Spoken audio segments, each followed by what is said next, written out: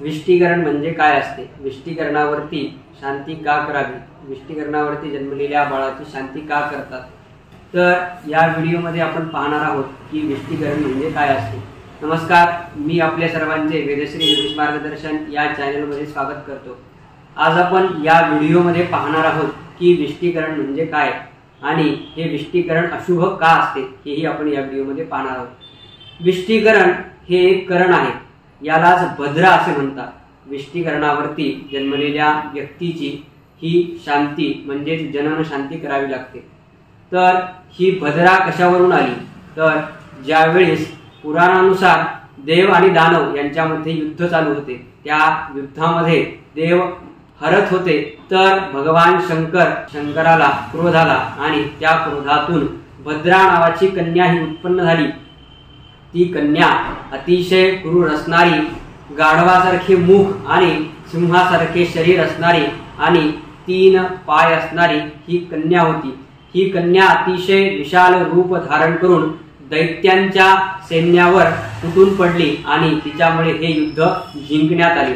तर तिला देवांनी कर्ण अशी पदवी देण्यात आली, त्यानंतर तिला कर्ण म्हणून उच्चारण्यात आले। त्यामुळे या विष्टी आणि भद्रा ही एक करण आहे।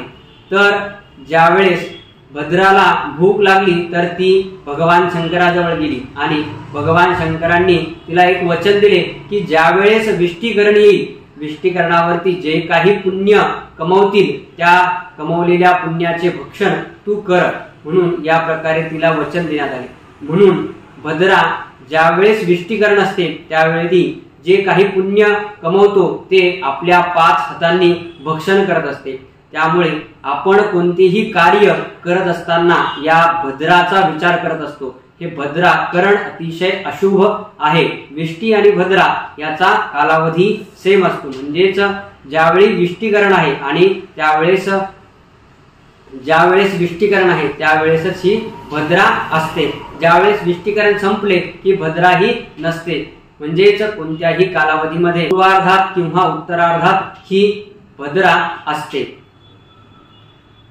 जनन शांती म्हणजेच ही विष्टीकरण शांती का करतात की ज्यावेळेला बाळ जन्मते ते ही भद्रा त्यावेळेला असते। तर या विष्टीकरणावरती जन्मलेल्या बाळाची आपण शांती करतो, कारण की त्याने कमवलेले भविष्यातील पुण्य ही विष्टीकरण घेऊन जाऊ नये, त्याचे भक्षण करू नये पुण्याचे। त्यामुळे आपण ही लहानपणीच विष्टीकरण शांती करत असतो, म्हणजेच त्या बाळाने केलेले भविष्यातील शुभफळ त्याला मिळावे आणि त्याचे कार्य, यश, कीर्ती, विजय लाभ व्हावा, म्हणून आपण हे विष्टीकरणावरती जन्मलेल्या बाळाची करण शांती करत असतो। कोणते कार्य आहेत की जे आपण विष्टीकरणावरती करू शकतो? तर डॉक्टरला भेटणे, डॉक्टरकडे जाणे किंवा शत्रूला पळून लावणे, दैनंदिनी कामे आपण करू शकतो। हे विष्टीकरणावरती आपल्याला करण्यास मुभा आहे। या प्रकारचे नवनवीन व्हिडिओ पाहण्यासाठी आपण या चॅनलला सबस्क्राइब, शेअर आणि लाईक करावे। धन्यवाद।